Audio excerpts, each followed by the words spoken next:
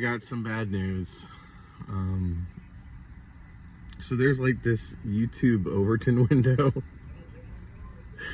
where apparently you can make comments that are so vile that I don't even get a chance to hold them or filter them. Like YouTube just like, no, nope, we're not even delivering that. And I can't say for sure who it is because they never get to me, but the comment account has increased and there's no comments. I keep saying that they're potentially offensive and have been filtered out. I think somebody is kind of doing a ree.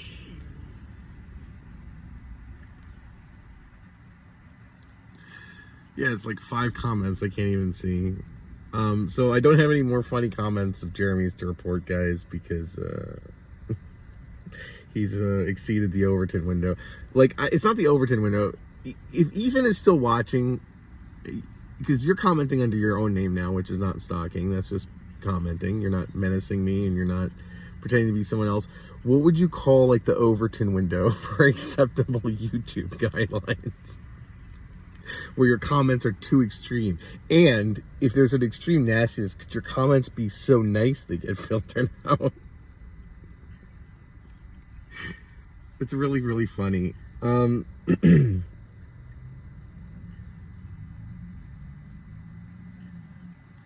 Anyway,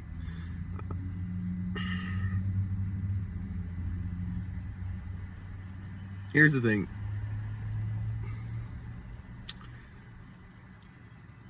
In light of what I said in that video where I saw the 772 numbers, this is sort of where it's at. I have a feeling that, like, once this happens, with Gabby, there's no going back. I don't understand enough about it, but I tend to think maybe once you engage with her in romance, that's it. You can never be friends again, which is fine. Being that her father's a therapist, and this is a very unique situation. It's not like any situation where a father is telling his 25-year-old daughter who she can and can't hang out with. Usually I would throw shade at, but like, this is such like this is a situation where it's not because he's her father, it's because of his profession. This is professional opinion. This is professional advice.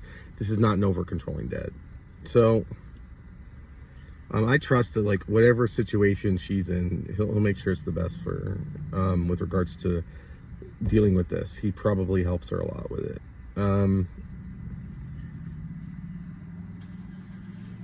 However, like,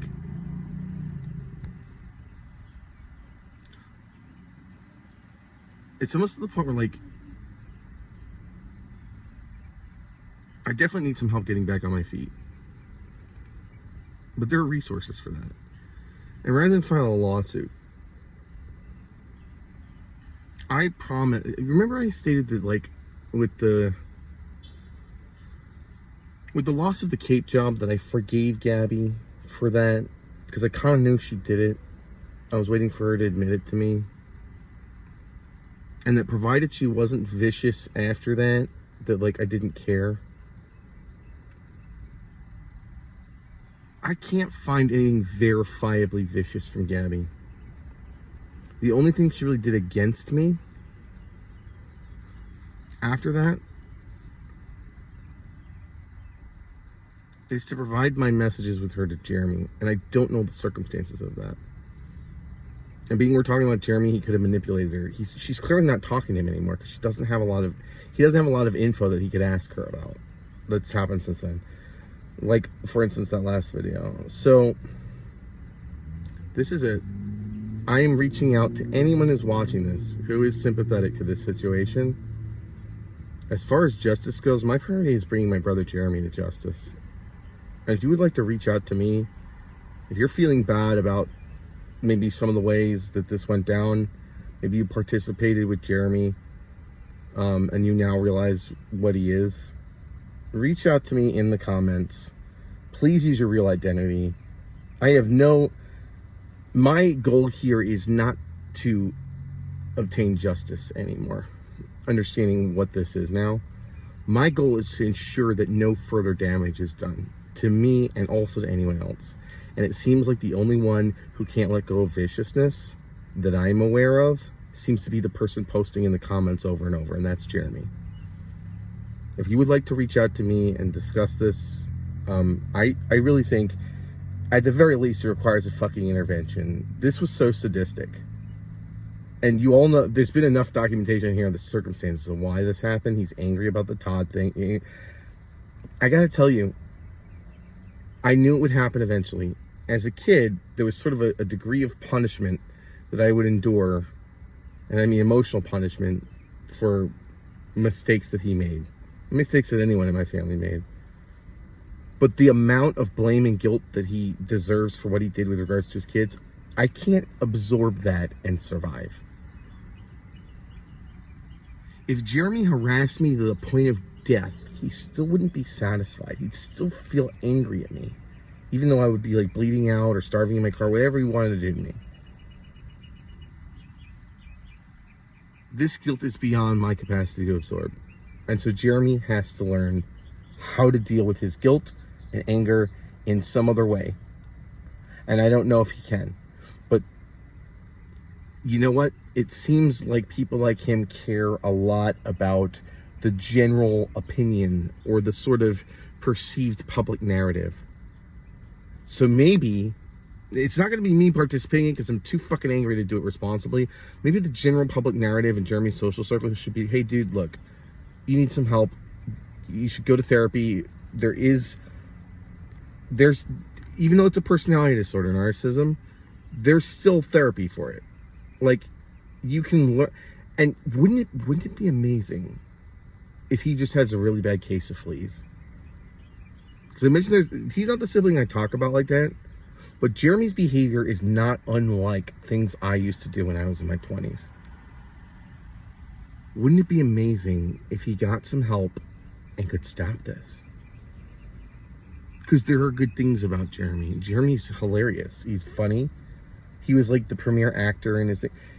If Jeremy can get over this narcissistic, controlling, vindictive, vengeful bullshit, there is something of value with regards to Jeremy. But it's overshadowed by this nonsense.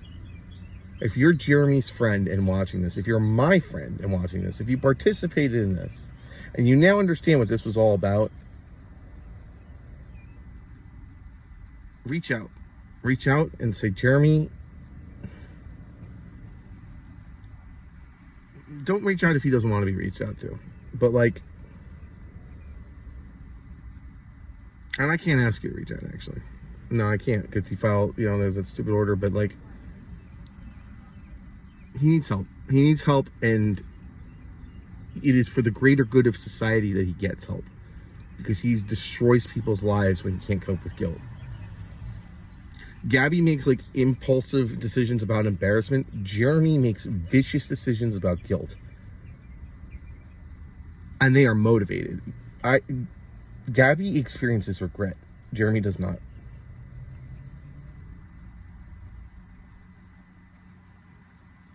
And so, I guess the only thing I have left to say to Gabby is that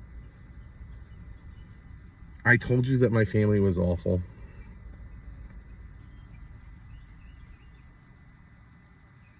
I would have understood what you're going through. You have no, like, it's nothing compared to that. Because obviously you can have what you have and still be a good person.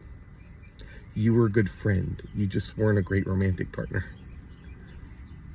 But I loved you when you were my friend as a friend, too. Like, we had a great time in the arcade. And if, like,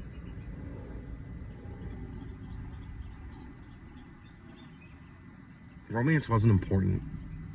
We had a lot of great stuff that wasn't romance. I can think of so many great conversations we had. I wasn't interested. I'm gonna throw this out there. I never would have been interested in sex without romance. So that would have been like, I don't engage in casual sex. But damn, I think about all the fun adventures we had, and like, you could have told me. I would have understood. You were so understanding of everything I ever went through.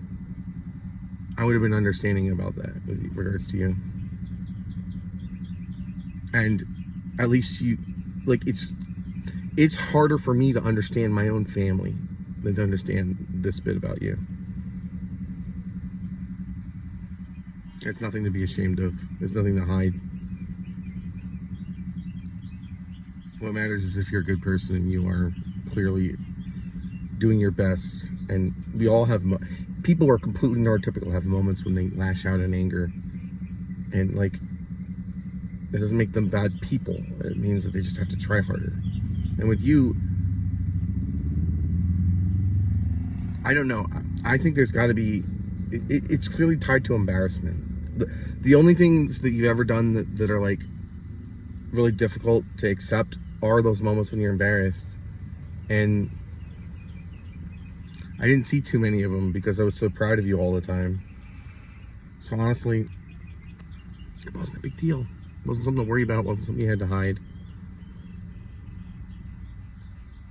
Half the world doesn't even fucking know what it is. And no one's watching this channel other than the vicious people and the people who are involved.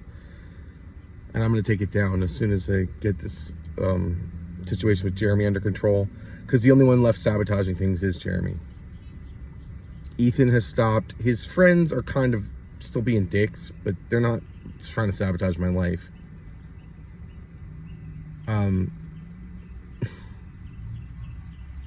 It's like someone who uses a VPN, an anonymous VPN, but they're the only customer. So when you see that VPN, oh, it's Jeremy. It's just so stupid. So anyway, yeah, guys, just like, if anyone wants to help me and has some ideas on how I can mitigate this Jeremy nonsense, let me know.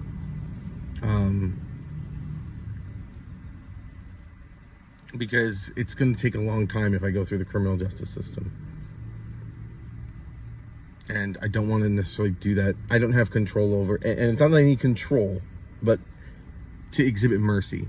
Because with what Jeremy's done, he's looking at maybe a situation that's a little more punitive than helpful. If there's a situation where Jeremy doesn't have to go to jail, but he can go to therapy and, like, finally address these issues that are clearly from childhood and stop lashing out at people and seeking revenge all the time, I'd drop everything. I would drop everything in an instant. Because maybe I could have a brother instead of a monster.